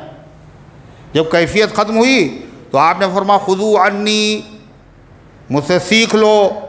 जाल अल्लाहु सबीला, अल्लाह ने कहा था ये अल्लाह कोई रास्ता पैदा कर दे, अल्लाह ने रास्ता पैदा कर दिया, वो हुक्म ख़त्म हो गया, नया हुक्म नाजिल कर दिया। वो नया हुक्म क्या है? शादीशुदा हो तो पत्थरों से मार मार के हलाक किया जाए, और गैर शादीशुदा हो तो करें रज्म किया जाए। पत्थरों से मारने का नाम रज्म है जी। 100 कोड़े लगाए जाएं, और जिन्होंने झूठा इल्ज़ाम लगाया है और नहीं साबित कर पाए, उनके कितने कोड़े? 80-80। और फिर किसी मामले में उनकी गवाही भी कबूल नहीं, मरदूद शहादत, झूठे ये लोग। अल्लाह ताला फरमाता है वल्लज़ान यातियानिहा मिनकुम, और वो दो आदमी, वो तो औरतों का था, और वो दो आदमी, दो शख्स जो तुम में से बेहयाई का काम करे, जिसको कहते हैं हमजिन्स परस्ती, कौम लूत वाला अमल जो आज दूसरे मुल्कों में राइज है, उसकी खुलेआम इजाज़त दी गई, जो कौम लूत से पहले किसी ने यह अमल किया ही नहीं, यानी मर्द का मर्द से अपनी ख्वाहिश पूरी करना। अल्लाह फरमाता है और वो दो आदमी जो आपस में बेहयाई का काम करे और जुर्म साबित हो जाए, फ़ाज़ूहुमा, तो उनको अज़ियत पहुँचाओ, तकलीफ़ पहुँचाओ, लान-तान करो, यानी हाकिम वक्त के हुक्म से खुद नहीं, मारपीट।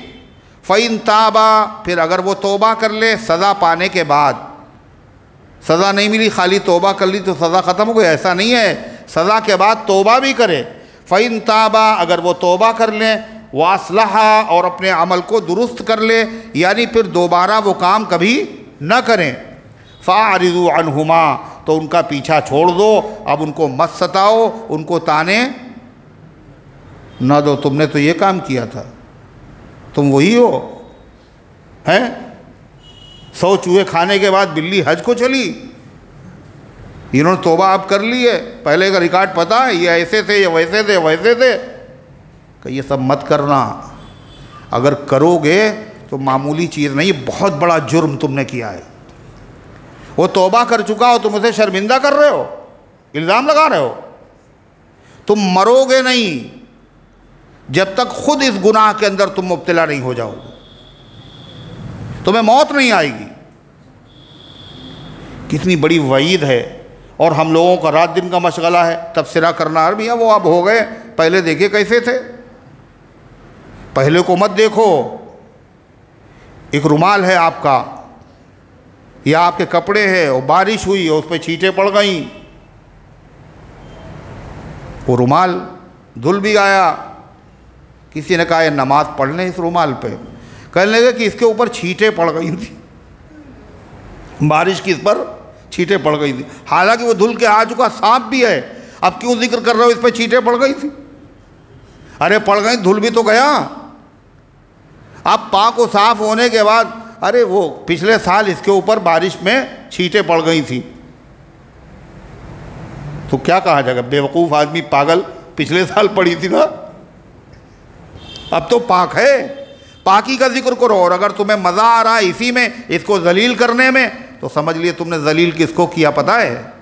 किसी की औलाद को अगर तुम जलील करोगे तो माँ बाप बहुत खुश होंगे ना, तुमसे खुश होंगे, माँ बाप बहुत गुस्सा आएगा औलाद को, चाहे जितनी बुरी औलाद हो, माँ बाप कुछ भी कह लें, दूसरा जब कहेगा और अगर बिला बेजा कहेगा तो बहुत गुस्सा उनको आएगा। माँ बाप का औलाद से जो ताल्लुक़ होता है, अल्लाह ताला का बहुत गहरा ताल्लुक़ उतना अपने बंदों से है। अत्ताइबु हबीबुल्लाह, तौबा करने वाला अल्लाह का महबूब हो जाता है, और जब महबूब हो गया अल्लाह का और आप उसे सता रहे हैं, अब मामला किसका है? अल्लाह का है, तुम अल्लाह के महबूब को सता रहे हो, तो अल्लाह का इंतकाम बहुत ख़तरनाक, बहुत ख़तरनाक। अगर उसने भी पलट के कह दिया क्या, अरे तुम खुद अपने आप को देखो, तुम्हारे वहाँ ऐसा था, तुम्हारे वहाँ वैसा था, तब तो हो गया बराबर खैरियत। और अगर उसने कुछ नहीं कहा और आप कहते रहे तो फिर पक्का इंतकाम आपसे लिया जाएगा, और इंतकाम वो नहीं लेगा बल्कि अल्लाह इंतकाम लेगा दुनिया में। और अल्लाह जिससे इंतकाम ले ले तो बचेगा वो? बताइए। आजकल लोग कहते क्या, वो तो बहुत नेक आदमी मगर लड़का उनका बड़ा ख़राब निकला, कहते रहमान के घर पे शैतान। हालांकि ये भी नहीं कहना चाहिए, रहमान की कोई औलाद ही नहीं है, क्या रहमान के घर पे शैतान, ये शैतान के घर पे रहमान, ये सब बेकार की बातें हैं, ये सब कहने नहीं चाहिए।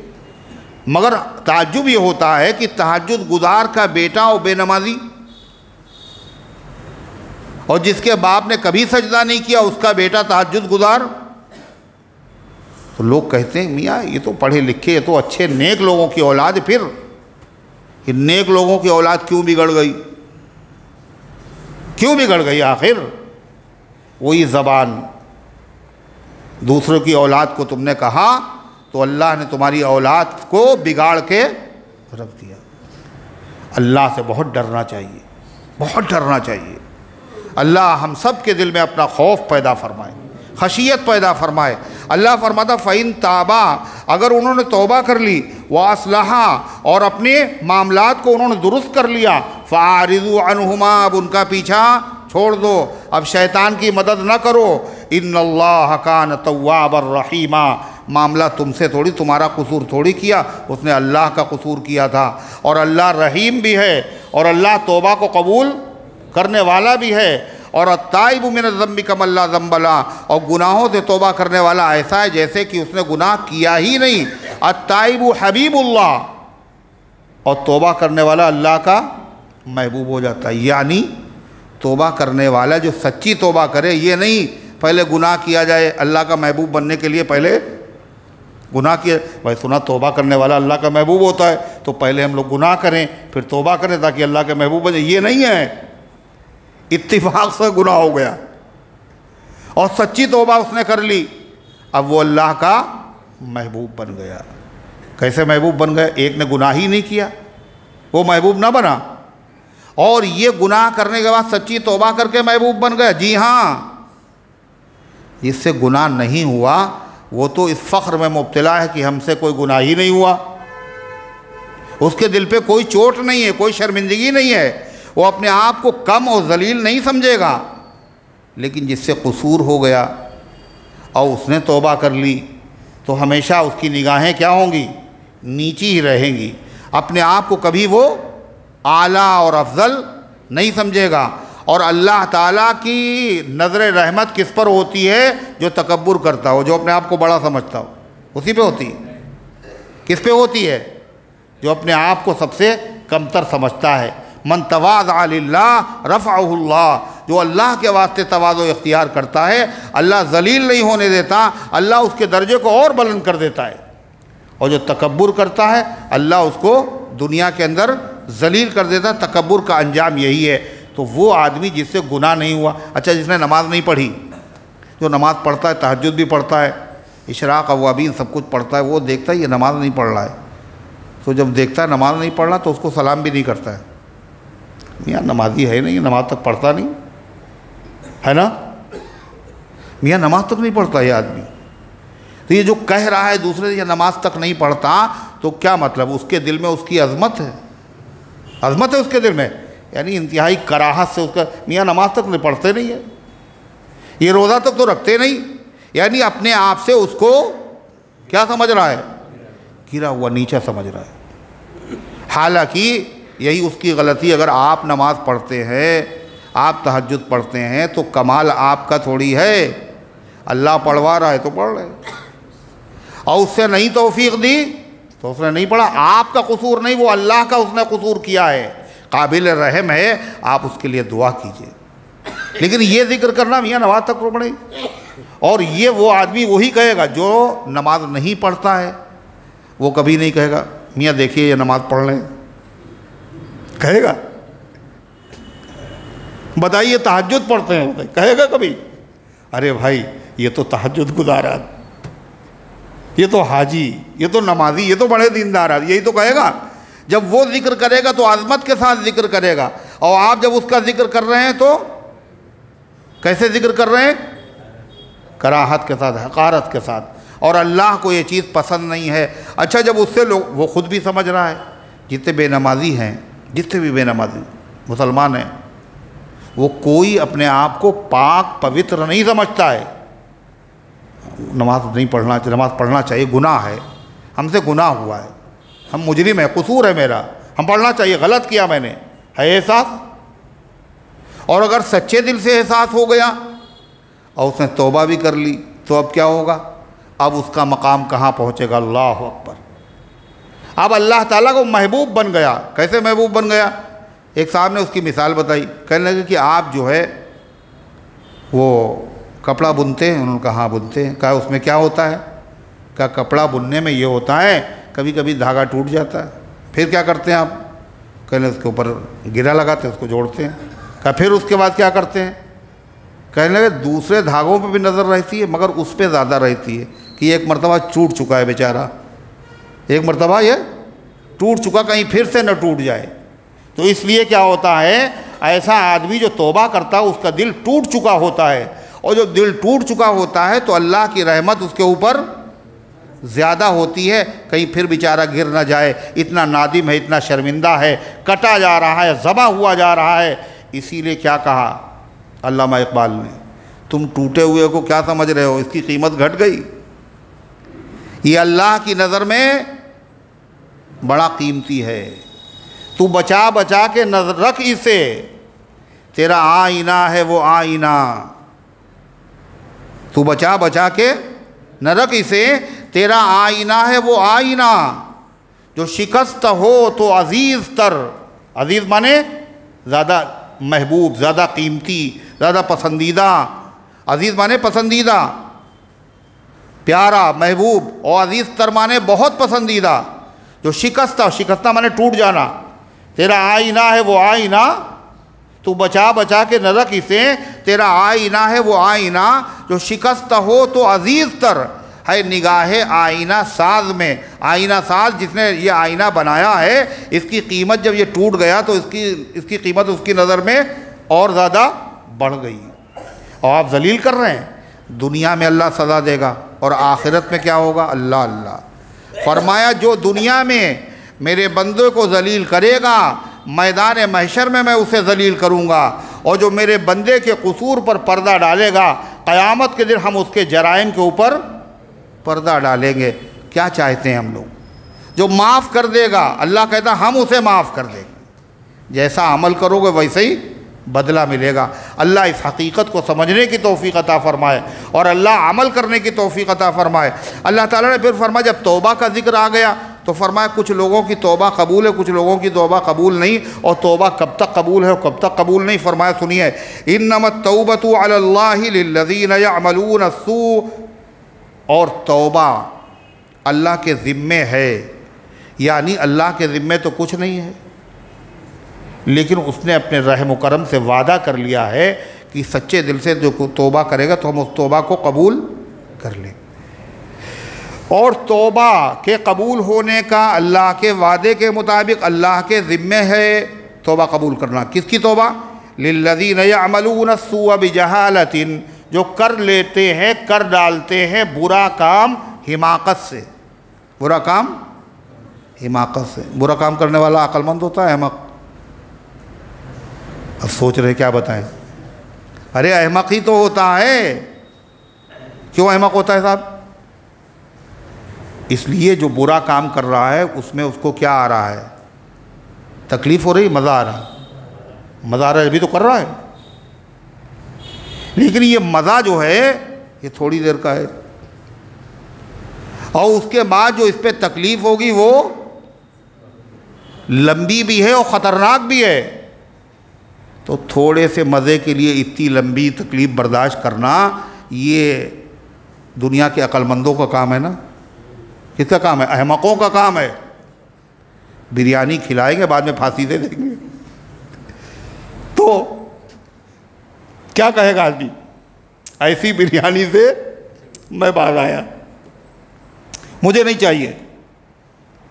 तो हर वो गुनाह करने वाला आदमी, चाहे वो इरादा है उसका जानबूझ के गुनाह कर रहा है, और ये भी जानता है ये गुनाह है, और ये भी जानता है ये अल्लाह की नज़र में और हम जानबूझ के कर रहे हैं, ये गलत है, फिर भी जब वो गुनाह करता है तो जिहालत से करता है। जाहिल नहीं है, जाहिल का मतलब नादान, नादान नहीं है, अनजान नहीं है, जानता है ये गुनाह है, इरादे के साथ कर रहा है, फिर भी जिहालत से कर रहा है। जिहालत का मतलब हिमाकत, जिहालत का मतलब गफलत से, यानी वो उस वक्त उसके जब गुनाह करता है तो उसके जहन में उस वक्त जो सज़ा की अहमियत होती है, अल्लाह के वहाँ जो उसकी सज़ा होगी, जहन्नम में जो सज़ा होगी, जो उसकी तकलीफ़ होगी, उससे आदमी गाफिल हो जाता जब ही करता है। अल्लाह फरमाता तौबा उन लोगों के लिए जो कर जाते हैं बुरा काम जिहालत से, सुम्मा यतूबून, और फिर तौबा कर लेते हैं। असल में तीन तरह की मखलूक है। एक वो जिनसे गुनाह होता ही नहीं, वो कौन है? फरिश्ते और अंबिया। एक वो है जिनसे गुनाह होता है मगर वो गुनाहों से कभी तौबा नहीं करते, बढ़ते ही चले जाते, बढ़ते ही चले जाते हैं। वो कौन होते हैं? अब सोच रहे बैठ के, अरे वो शैतान होते हैं। और कौन होता है? पहले सजदा नहीं किया, एक गुनाह, फिर उसका सजदा क्यों नहीं किया? कहने आपका हुक्म ही गलत था, आपने आदम के आगे सजदा करने के लिए हुक्म दिया, बताइए। और वो हम उनसे अफजल हैं, वो हमसे कम दर्जे के हैं? आपका हुक्म ही गलत था, अल्लाह से कह रहा है। गलती करना, गलती पे अड़े रहना, गलती पे गलती करना, और कभी शर्मिंदा ना होना, कभी नादिम ना होना, कभी माफ़ी ना मांगना, ये किसका तरीक़ा है? शैतान। अब बचा कौन? हज़रत इंसान है।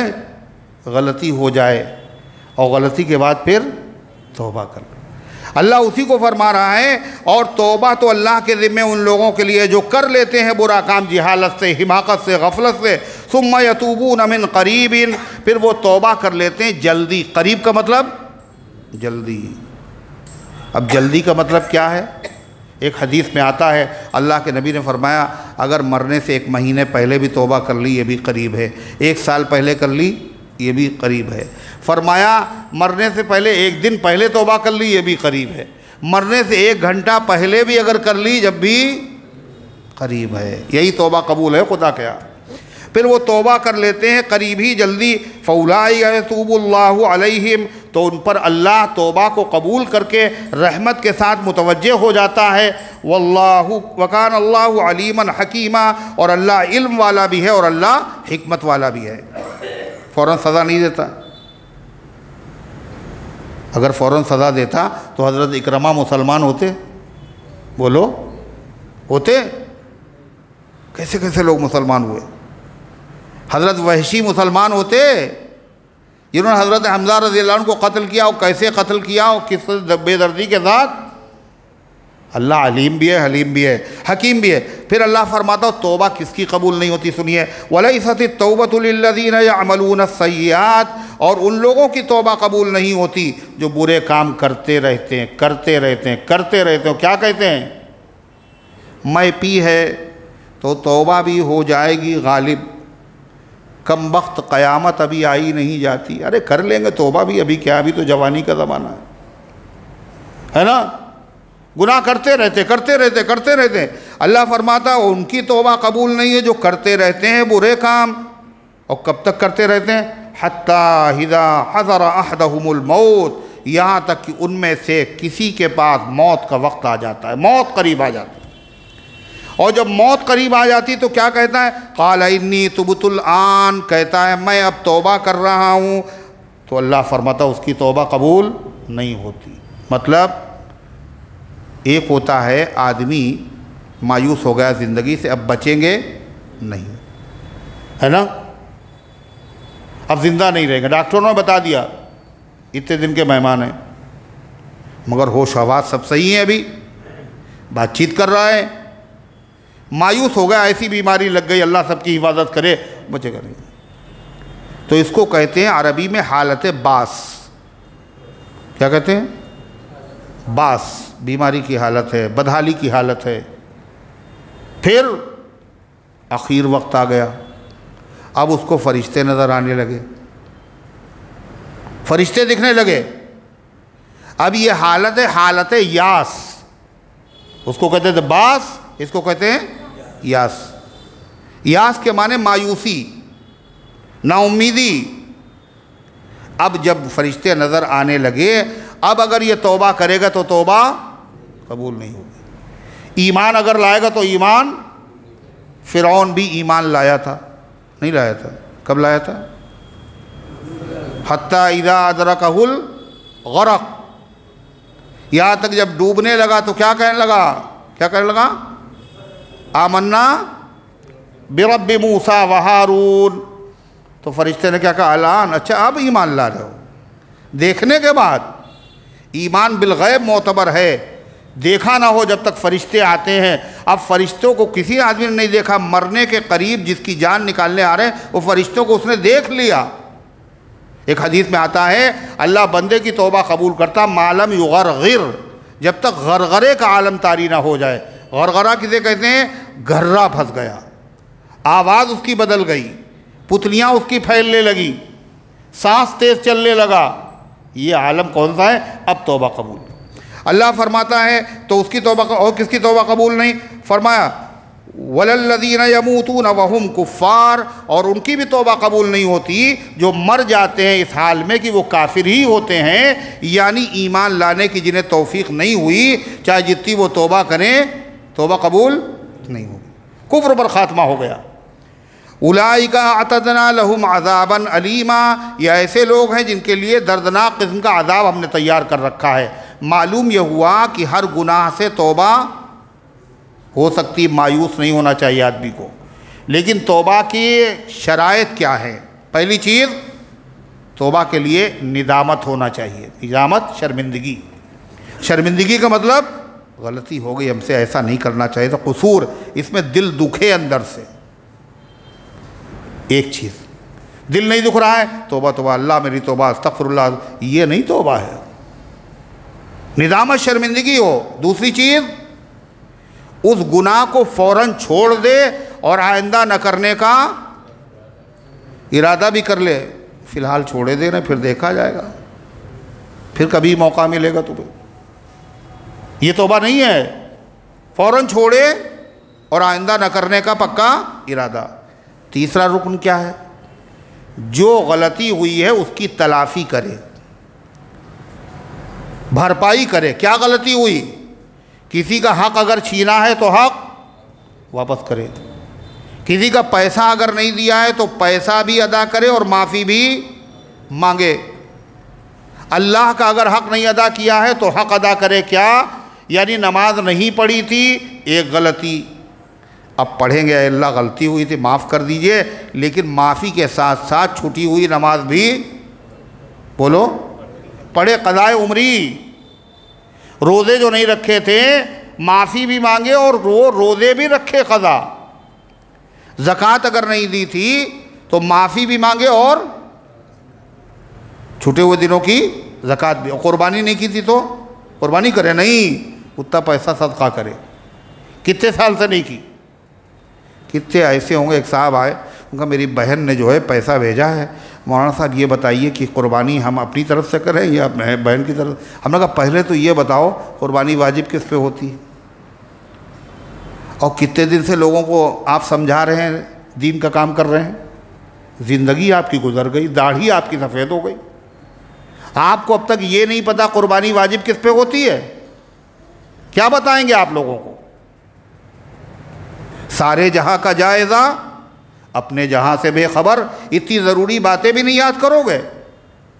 और कुल मिला के ख़ुलासा क्या है? किसी तकरीर में, दुनिया की किसी किताब में, दुनिया की किसी किताब में दीन के सारे ज़रूरी मसाइल नहीं मिल सकते, न मुंतखब अहादीस में, न फ़ज़ाइल आमाल में, न बुखारी शरीफ में, न मुस्लिम शरीफ में, न तिरमिज़ी शरीफ में, दुनिया की किसी किताब में सारे मसाइल नहीं मिल सकते जो ज़रूरी हैं। सारे मसाइल अगर किसी ने बयान किए, कोई बयान ही नहीं कर सकता, तो किसने बयान किए? अल्लाह ने बयान किए हैं और अपनी किताब कुरान में बयान किए। मियाँ अभी वक्त है, अभी मौका है, क्यों सो रहे हो? जब तो खुद सो रहे हो तो दूसरों को क्या जगाओगे?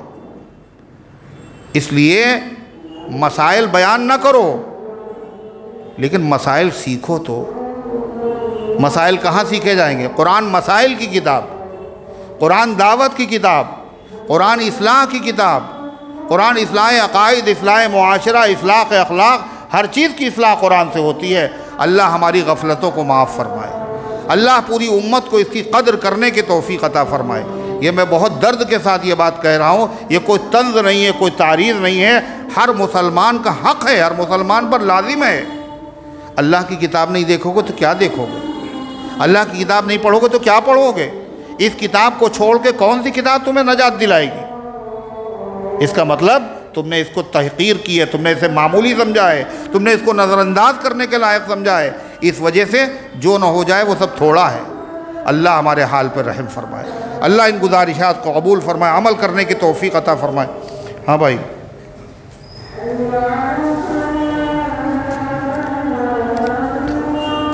अल्फिया की सेहत के लिए दुआ करें, अल्लाह शिफा अता फरमाए।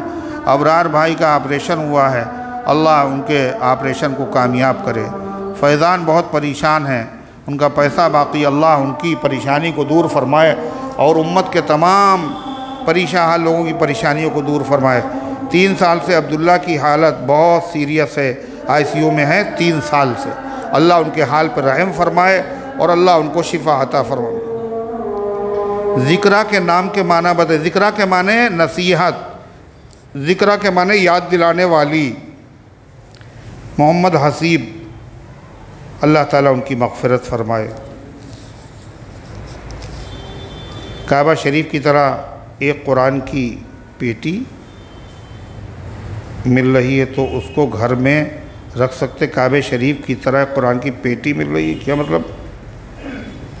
यानी है बाज़ार में बिक रही काबा, तो उसकी खाली पेटी रखने से क्या फ़ायदा होगा? कोई ज़रूरत नहीं उसको रखने की।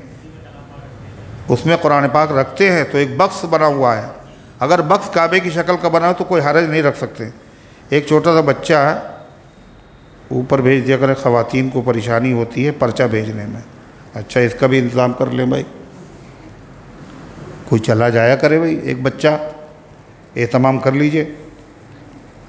और क्या है, अब्दुल सलाम और वालदा और क्या लिखा है, बाजी का इंतकाल हो गया, अल्लाह ताला मग़फ़िरत फरमाए। मोहम्मद पप्पू बीमार, अल्लाह शिफा अता फरमाए। और अगर बेटे का इंतकाल वालिद से पहले हो गया हो तो पोते का हक़ है या नहीं? ये मसला पिछले दर्स में बताया था मगर आपने सुना नहीं, अब नहीं बताएंगे, अब अलग से मिलिए आप जिसको पूछना है। शादी के लिए सदका माना था, दिसंबर को शादी है तो सदका पहले दे दिया या बाद में दे? बाद में दे। जब मन्नत मानी जाए तो मन्नत जब पूरी हो जाए तब सदका अदा करे। अगर पहले उसने सदका अदा कर दिया तो पूरा करने मन्नत पूरी होने के बाद दोबारा करना पड़ेगा। अल्लाहुम्मा सल्ली अला सय्यिदिना व अला आलि सय्यिदिना कमा तुहिब्बु व तर्ज़ा अदद मा तुहिब्बु व तर्ज़ा। अल्लाहुम्मा अंतस्सलाम व मिनकस्सलाम तबारकत या ज़ल जलालि वल इकराम। ऐ अल्लाह, आप सबकी हाज़िरी को अपनी रहमत से कबूल फरमा, ईमान कामिल अता फरमा, आमाल सालिहा की तौफ़ीक़ अता फरमा। नफ्स शैतान के धोखे से, बुरे कामों से, बुरी बातों से अल्लाह हम सब की हिफाजत फरमा। इस दर्स कुरान को अपनी रहमत से कबूल फरमा। ऐ अल्लाह, इसकी बरकत से हम सब की नजात और मग़फ़िरत के फ़ैसले फरमा। अक़ायद, आमाल, अखलाक, मुआशरे की इस्लाह फरमा। इसके फैज़ को घर घर के अंदर पहुँचा दे। इसकी बरकत से पूरे महल्ले पर रहमतों को नुज़ूल फरमा। आने वालों को अपनी रहमत से नवाज दे, जो नहीं आए उनके दिल में अल्लाह अपने कलाम की मोहब्बत और इश्क़ पैदा फरमा। ऐ अल्लाह, जहाँ कहीं तेरे बंदे परेशान हाल गैब से उनकी मदद फरमा। तेरे हुक्म जो हमें मालूम नहीं है उनको मालूम करने का शौक़ पैदा फरमा। जो मालूम है अमल करने की हिम्मत और हौसला अता फरमा। ऐ अल्लाह, जो बीमार है उनको शिफा अता फरमा। जिन्होंने ज़बानी कहा, पर्चे दिए या नहीं दे सके, ऐ मालिक उन सब के जायज़ मकासद और तमन्नाओं को पूरा फरमा। जो दुनिया से जा चुके उन सब की मग़फ़िरत फरमा। ऐ अल्लाह, जो बेगुनाह जेलों में क़ैद हैं, ऐ मालिक अपनी कुदरत से, अपनी रहमत से, सुरअत के साथ, इज़्ज़त के साथ जल्द अज़ जल्द ऐ अल्लाह उनको नजात और रिहाई की सबील पैदा फरमा। ऐ अल्लाह, हम सब को इस्लाम पर ज़िंदा रख, ईमान पर मौत दे, ईमान वालों के साथ हश्र फरमा। आमीन या रब्बल आलमीन व सल्लल्लाहु।